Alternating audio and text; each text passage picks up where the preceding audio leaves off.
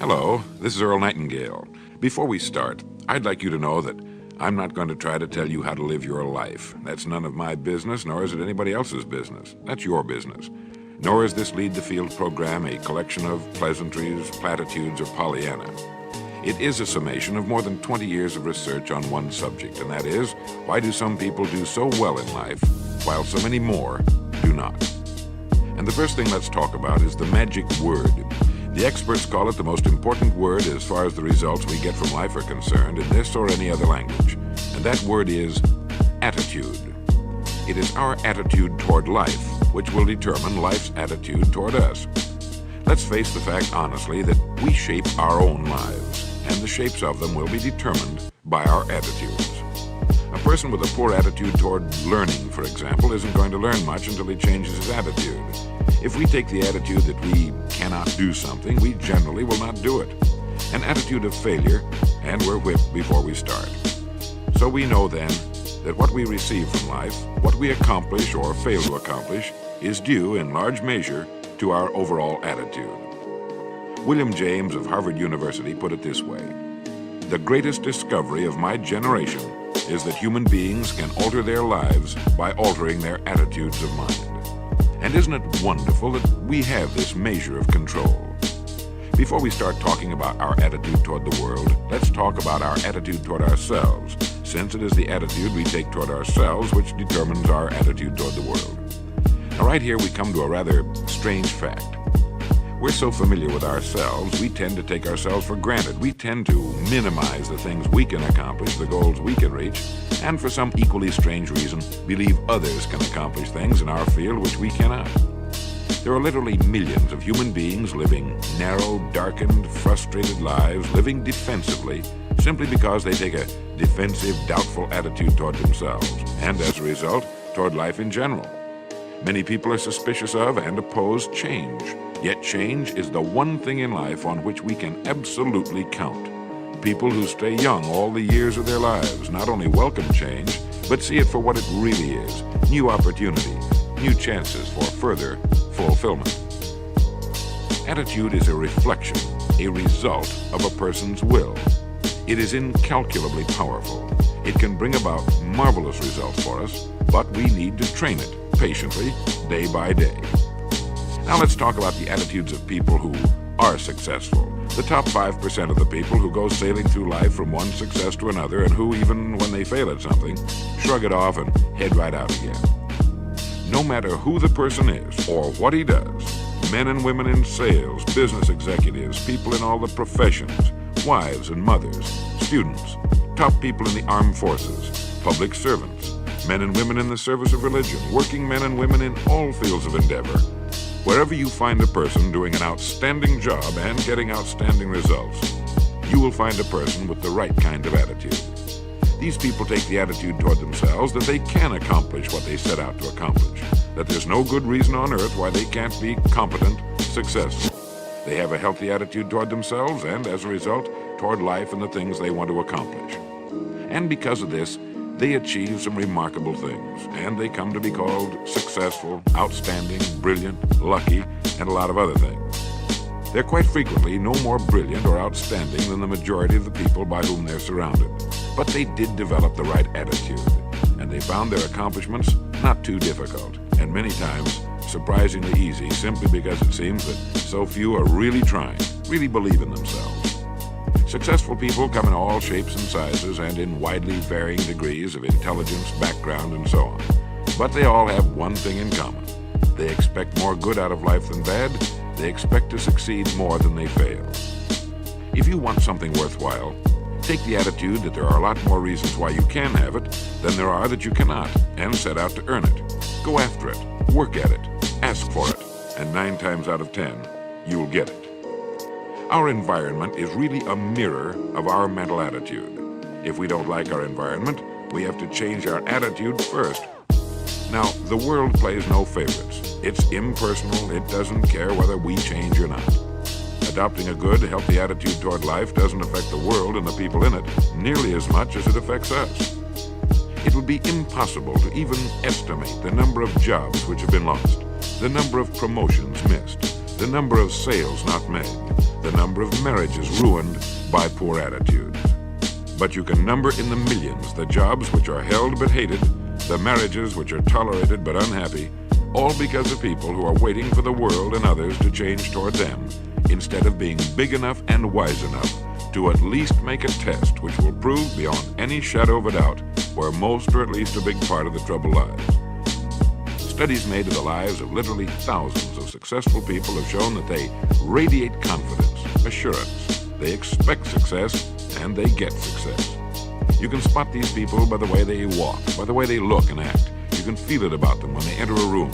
They may be short and fat, or tall and thin, or any combination in between, but they have about them the attitude of success. In the record Greener Pastures, I'll get into this next statement, but right now I want you to realize, if you don't already, that in 5 years or less, you can get right to the top of the work you're now doing. I know this, but the important question here is, do you know this? The minute you do know it, you'll have this right attitude I'm talking about. The easiest and most effective means of forming a good attitude habit is to begin to act as though you have a good, positive, expectant attitude toward life. That's right. Begin right now to walk, act, and look as though you belong to this group. If you're already in the top 5%, you'll know what I mean. If you've never tried it, you'll be amazed at what happens. Actions trigger feelings, just as feelings trigger actions. Now, let me tell you of a little test you can make which will prove beyond any shadow of a doubt that a good attitude can change a person's life as dramatically as walking from a darkened room into the bright, clear light of day. Not long ago, I read a line which went, "Life is dull only to dull people."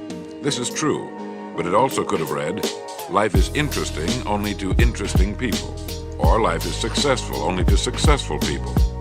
And what I'm trying to say is that you must first become, mentally, from an attitude standpoint, that which you wish to achieve. A famous restaurateur was being interviewed by a reporter who asked, "When did you become successful?" And he replied, "I was successful when I was sleeping on park benches because I knew what I wanted to do and that I would do it." In short, his attitude had been one of success, of expecting success long before the material, the tangible rewards of success had been earned. We'll get into this particular phase of Lead the Field in record number 3, A Worthy Destination. But for now, remember that a person must act, look, and because of these things, feel successful before the success he seeks can come. Chances are you know people who seem to be what others call lucky. All kinds of good and wonderful things seem to happen to them, and they give the impression of happily sailing through life, having a wonderful time, and getting more accomplished in a year than most people do in 5. This has been figured out fairly scientifically, and if anyone will conscientiously go about the test I'm going to recommend, and stay with it every day for the next 30 days without fail, that person can join this small, happy, and extremely productive group of people. He'll find himself becoming lucky, as they say, and most of his problems will pretty well take care of themselves. Of this you can be sure.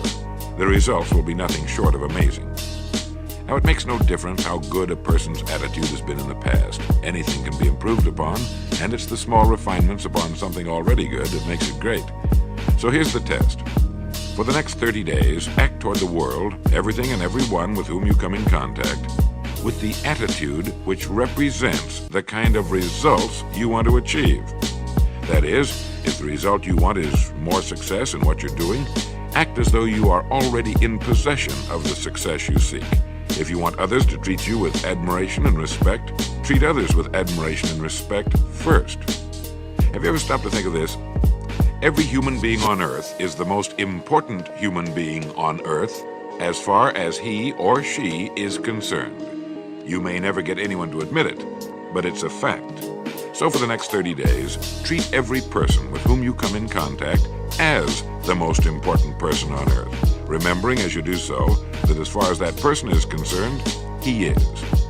Now, the reason I say treat everyone in this fashion is mainly because this is the way human beings ought to treat each other, and because it will help you form a habit that will bring you amazing and delightful results for the rest of your life.